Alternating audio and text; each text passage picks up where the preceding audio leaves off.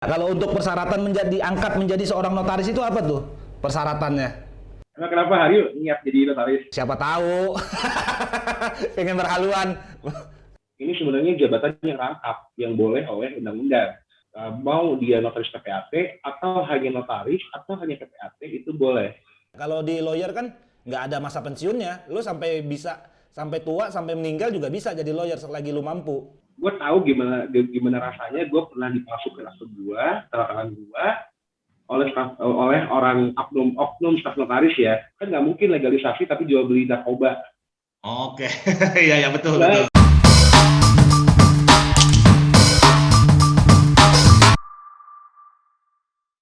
Oke, kembali lagi ke channel YouTube The Brick Talk. Hari ini gue kedatangan bintang tamu karena lagi PPKM-nya udah diperpanjang lagi. Jadi kita coba untuk diskusi podcastnya pakai Zoom. Hari ini gue mau bahas tentang profesi notaris dan PPAT.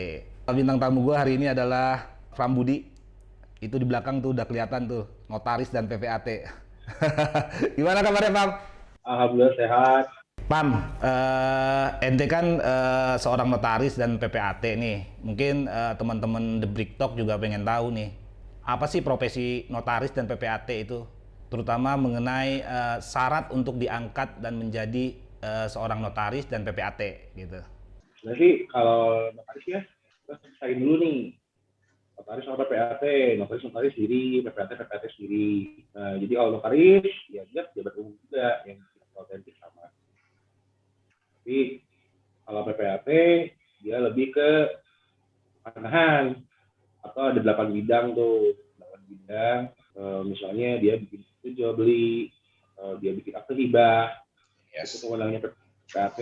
Kalau notaris, ada 2 nih jenis-jenis aktenya. Ada akte praktik, satu.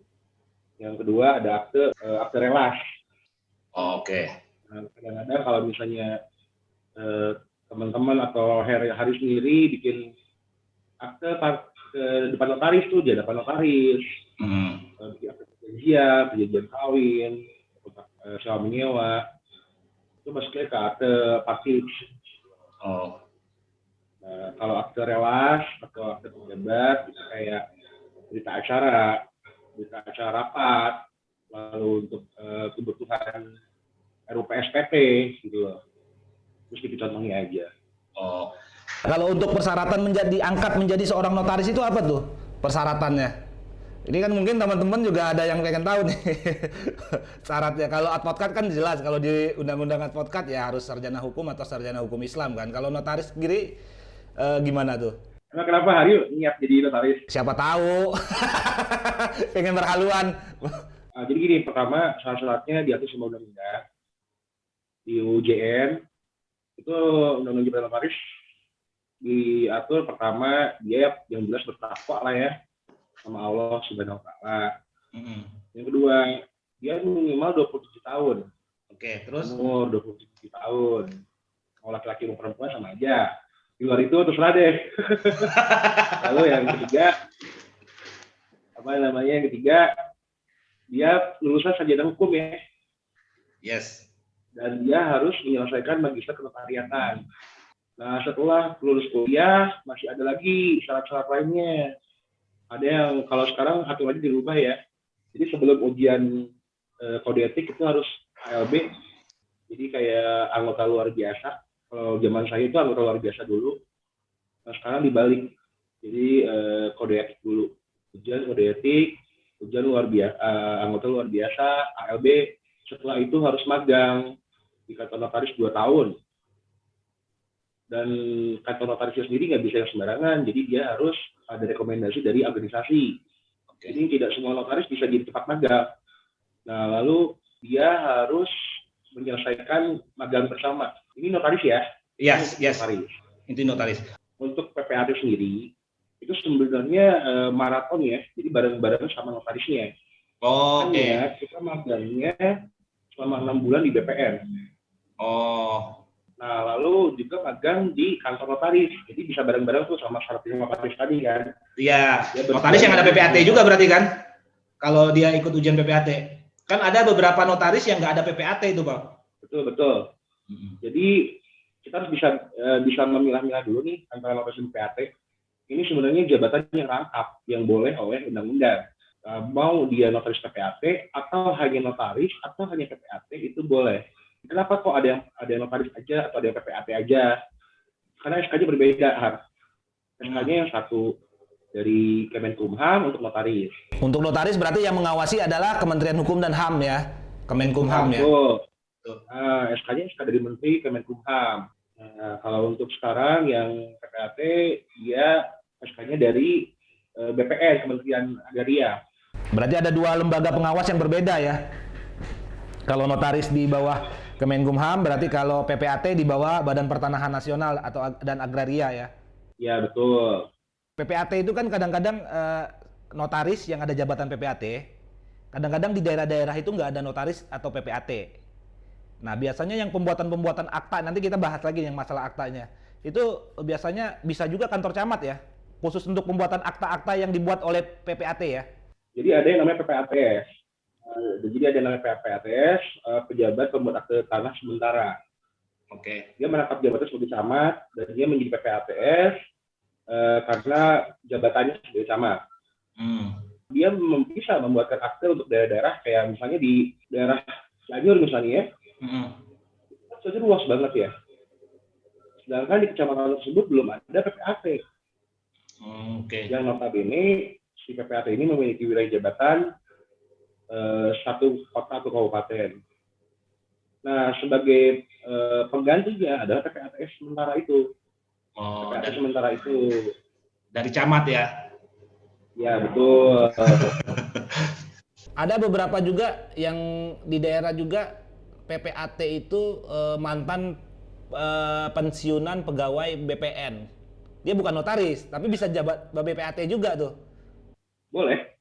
Mereka nanti setelah pensiun dari BPN, mereka menempuh pendidikan dulu, kalau nggak salah selama 6 bulan. Nah, ini kan kita udah ngomong tadi syarat-syarat untuk diangkat menjadi notaris dan PPAT. Kita lanjut nih, gue mau tanya, kalau seorang advokat itu kan punya wilayah hukum, wilayah kerjanya, seluruh wilayah hukum NKRI ya, di Indonesia, mau dari Sabang sampai Merauke dia bisa berpraktek dimanapun. Nah, kalau untuk notaris dan PPAT sendiri itu gimana untuk wilayah hukumnya, San? Wilayah hukum kerjanya ya? Oke. Wilayah jabatan itu diatur di UJN, wilayah notaris. Dia memiliki wilayah jabatan satu provinsi untuk notaris. Satu provinsi ya? Ya, untuk PPAT dia memiliki wilayah jabatan satu kota atau kabupaten. Tapi berarti kadang-kadang ada juga tinggalnya di di Depok atau wilayah Jawa Barat. Dalam membuat akta pendirian PT, dia kadang-kadang buat di Jakarta juga tuh, Bam. Itu gimana tuh? Ada beberapa akta yang pernah gua temuin kayak gitu kadang. Ya mungkin gini loh, kita kan ya sebenarnya sih tetap ya kita mengacu pada aturan ini kan. Aturan ini ya satu provinsi lah kalau untuk notaris ya. Jawa Barat, DKI Jakarta. Tapi kadang-kadang ada yang memang nggak bisa dibukti ya. Ada yang seperti itu sudah melanggar sebenarnya pertama. Atau yang kedua, dia menggunakan rekanannya. Pakai rekanannya yang berada di wilayah provinsi tempat pembuatan aktanya lagi ya? Iya, betul. Karena kan kalau misalnya gue Jawa Barat. Yes. Nah, gue mau bikin tanda tangan akte itu di Jakarta, itu nggak bisa kan. Nah, jadi kadang-kadang ada yang menggunakan file rekanannya notaris Jakarta. Nah, kalau untuk masa jabatan notaris dan PPAT itu ada dibatasin nggak? Ada masa pensiun nggak? Kalau di lawyer kan nggak ada masa pensiunnya. Lu sampai tua, sampai meninggal juga bisa jadi lawyer selagi lu mampu. Nah, kalau di notaris dan PPAT sendiri, di notaris PPAT sendiri ada ininya nggak? Ada pensiunnya nggak? Ada, bro. Jadi, gue umur 65 kalau umur gue panjang. Itu maksimal notaris pensiun pada umur 65. Tapi dengan catatan bisa diperpanjang 2 tahun. Oh. Dan pensiunnya tidak dapat uang pensiun kayak pegawai negeri ya. Yes, betul. Kalau PNS ada ya. Jadi pensiun sendiri, biaya sendiri ya. Iya dong. Iya. Setelah pensiun berarti dia tidak bisa melaksanakan jabatannya lagi sebagai notaris atau PPAT. dan tidak mendapatkan pensiun, hanya selama menjabat itu dia berhak atas honor.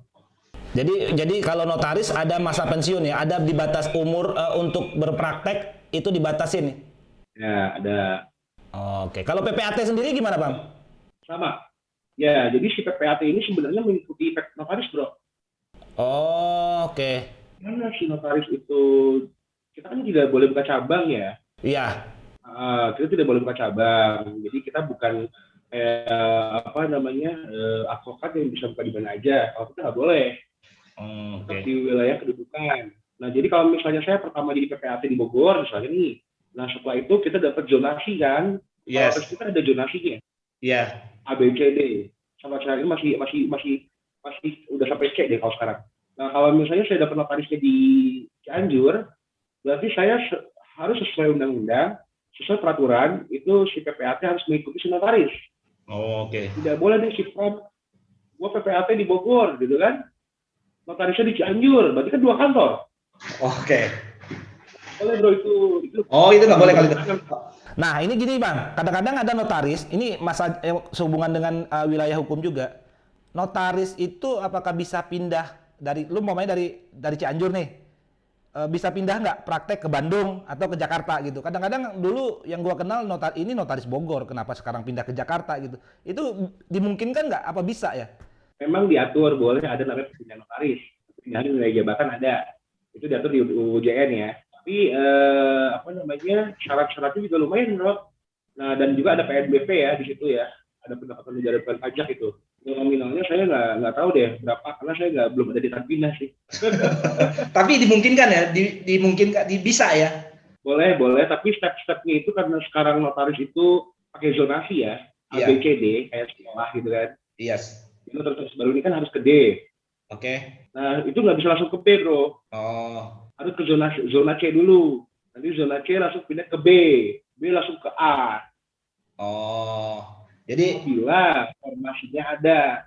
Berarti ya ini satu juga nih yang perlu diketahui juga nih. Jabatan notaris dan PPAT itu per wilayah tadi kan, kabupaten atau kota. Kalau notaris provinsi, itu biasanya main kuota juga ya.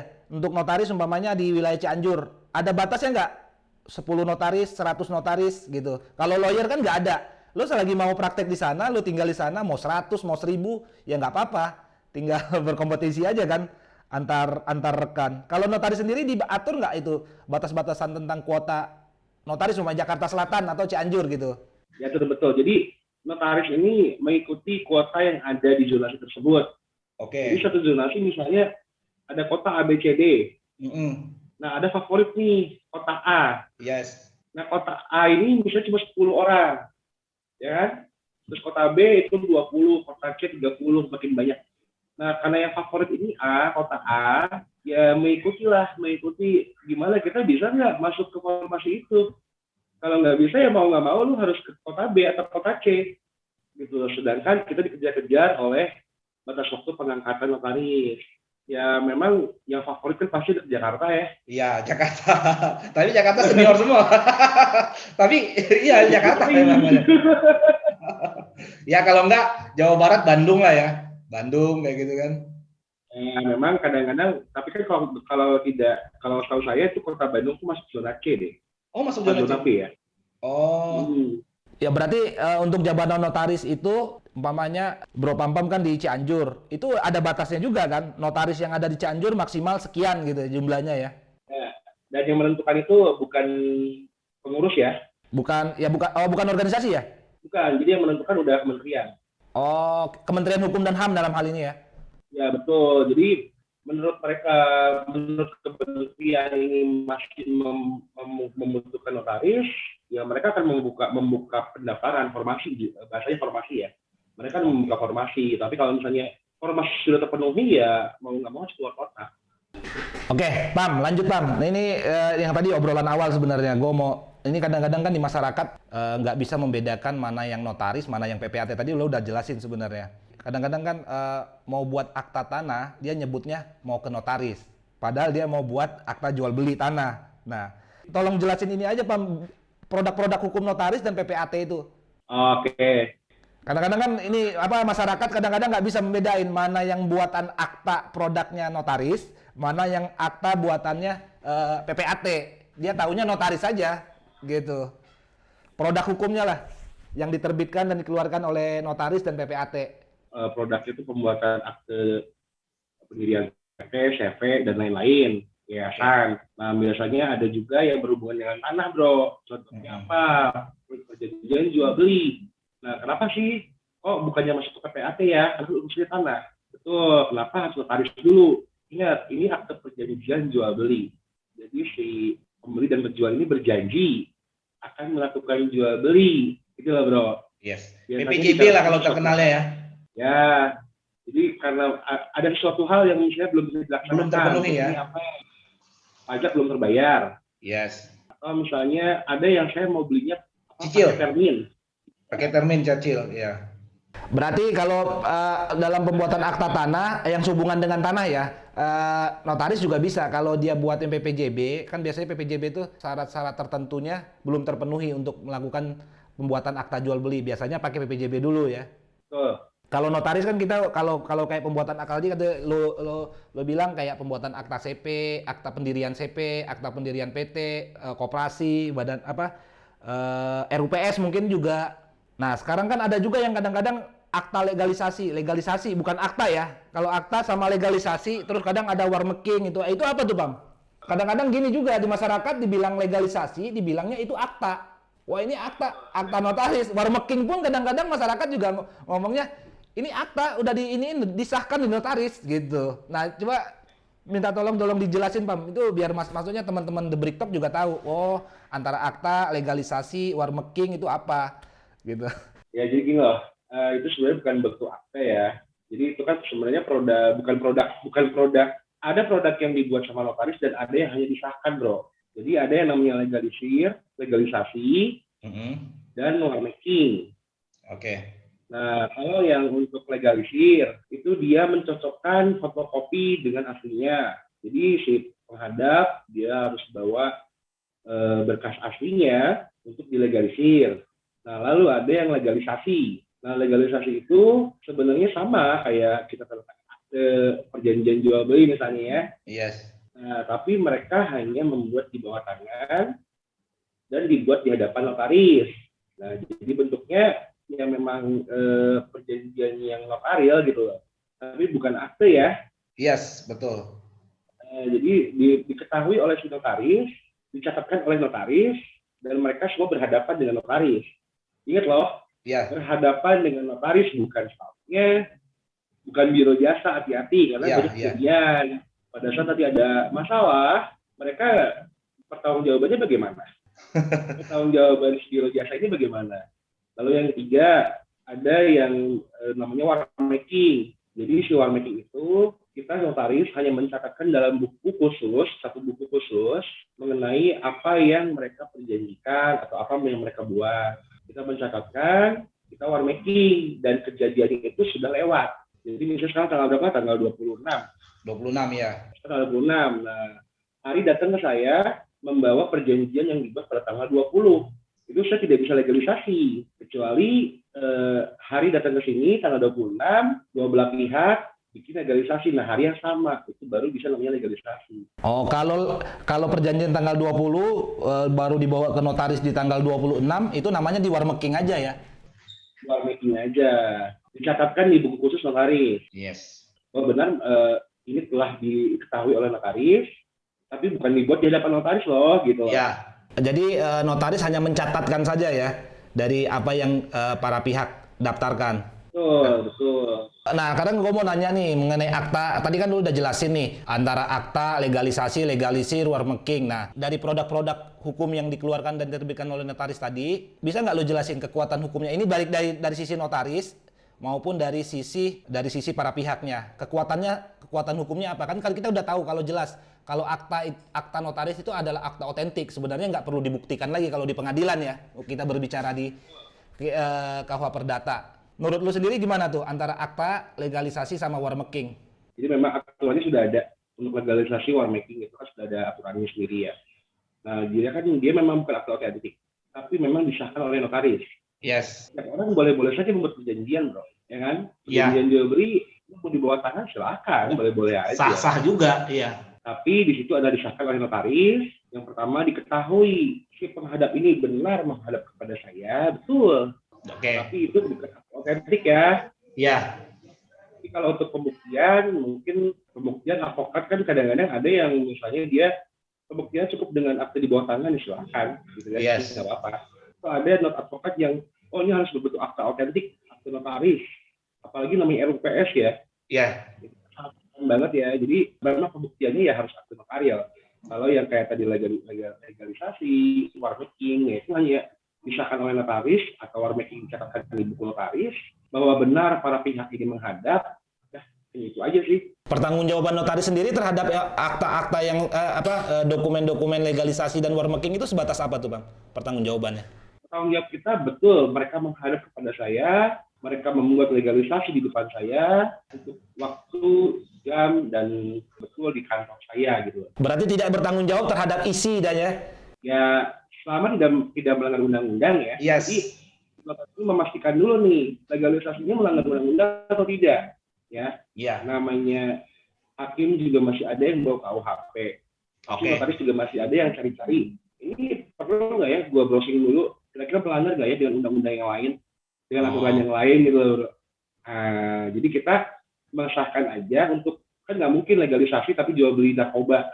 Oke, iya betul. Nah terakhir Pam, sebelum di ini Pam, tadi kan kita udah bahas lah ya dari mengenai syarat-syarat notaris sampai produk-produk hukumnya. Nah kalau teman-teman di BrikTalk nih, apa masyarakat lah yang nonton, kalau ada notaris nakal ya tadi entah kutip ya, notaris nakal ya, notaris nakal, itu buat laporannya kemana tuh Pam biasanya? Ini oknum ya, oknum dari notaris yang kadang-kadang nggak menjalani kode etik, nggak menjalani menjalani aturan dalam menjalankan profesinya tidak sesuai dengan undang-undang. Kadang-kadang begini, kalau akta jual beli si penjual dan pembeli itu kan harus ada di dalam di hadapan notaris, harus hadir. Kadang-kadang nggak dicek lagi mau yang mana penjual mau mana pembeli kan, penjualnya aja atau pembelinya aja yang datang, penjualnya nggak tahu kemana, tapi kadang-kadang pakai figur aja. Tapi kadang-kadang diketahui ya udah penjualnya tanda tangannya nggak di sini tapi di semacam di nanti dipindahin di mana nanti aktanya, nggak di dalam satu tempat dan dalam satu waktu. Nah kalau kita melihat notaris atau PPAT yang dalam menjalankan profesinya tidak sesuai dengan ketentuan, itu upaya hukumnya kan salah satunya kan tadi kan kita kode etik, itu laporannya kemana tuh biasanya Bang? Mungkin bisa gini ya, jadi kalau gue sih lebih ke pencegahan ya. Iya. Jadi kan bagaimanapun, cobalah kita cegah dulu. Apabila tidak bisa cegah, dilaporkan silakan. Nah itu kan bisa ke organisasi. Misalnya ada majelis pengawas tadi yang saya bilang. Yes. Masing-masing daerah, gitu kan. Nah kira-kira misalnya ada dirugikan nih atas akte palsu. Kebanyakan kan kayak gitu kan. Yes, betul. Jadi ya karena saya sendiri merasa pernah dipalsukan akta. Saya waktu sebagai notaris saya pernah akte saya dipalsukan, tanda tangan saya dipalsukan. Kita cobalah mencegah. Yang pertama kita lihat dulu si aktenya ini, salinan aktenya ini benar nggak berhadapan sama notaris tanda tangannya. Jadi pesan saya buat teman-teman semua, buat kawan-kawan kita semua nih bro. Yes. Kalau misalnya ada sanak saudara atau dia sendiri atau teman-temannya mau membuat akte notaris atau PPAT, usahakan bisa bertemu dengan notarisnya sendiri. Ketemu notarisnya langsung ya? Langsung. Jadi semua itu sebenarnya kan udah diplang juga di nomor telepon ya kan? Yes. Nah terus bisalah kalau misalnya memang ketemu dengan si staffnya, usahakan minta janji ketemu dengan notarisnya sendiri. Tolong hindari tidak tanda tangan di hadapan staffnya. Yes. Harus berhadapan dengan notarisnya. Kenapa? Nanti apabila objek yang sudah dibeli atau misalnya ada akte yang sudah dirubah, perubahan PT misalnya, suatu saat beberapa tahun kemudian ada sengketa, yang tanggung jawab ada notarisnya bro. Bener nggak? Yes, betul. Jadi untuk administrasi nggak apa-apa pakai staf, ya mungkin untuk pada saat penandatanganan akta harus benar-benar dipastikan bahwa yang di hadapan dia adalah notaris. Tuh, nah biasanya kan notarisnya sibuk, orang cuma satu kan notarisnya nggak ada dua kan? Yes. Ya, cobalah reschedule jadwalnya, kapan sih bisa ketemu gitu loh. Kabar dulu. Gue tahu gimana rasanya, gue pernah dipalsukan akte gue, tanda tangan gue, oleh orang oknum staf notaris ya. Jadi tetaplah kalau mau tanda tangan bersabar, temui notarisnya. Kalau hari itu tidak ketemu, mungkin sibuk, ada akad di tempat lain, cobalah ketemu, tunggu waktunya kapan yang tepat.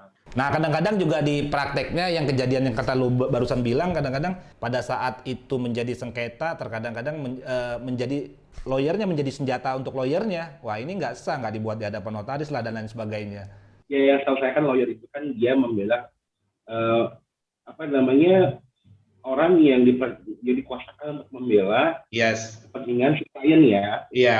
Dengan tidak mengurangi atau menghindari kaidah dari undang-undang, benar nggak? Betul.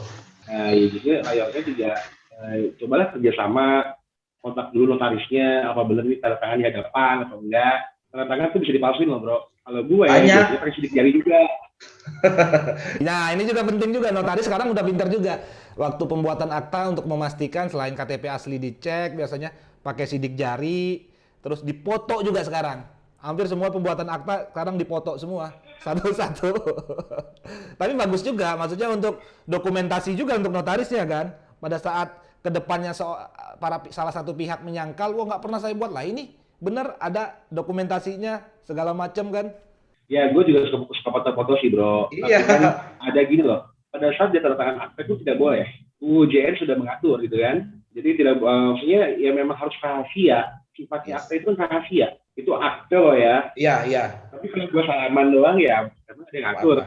Atau nampak kayak gini nih biasanya, nih. Akta yang dari tanda tangan baru dipoto, biasanya begitu kan? Nah, itu kan harusnya nggak boleh bro, karena sifat itu rahasia. Oh, oke. Seharusnya memang tidak boleh, tapi ya mungkin ada yang terlalu interest gitu ya sebagai notaris gitu kan, atau misalnya dia memang self reward lah ceritanya mah gitu. Gue thank you banget nih udah mau jadi narasumber di podcast gue. Next kita ngobrol-ngobrol lagi ya. Siap, gue open kok. Oke, sebelum ditutup jangan lupa like, comment, subscribe, dan share ke teman-teman. Dadah, see you.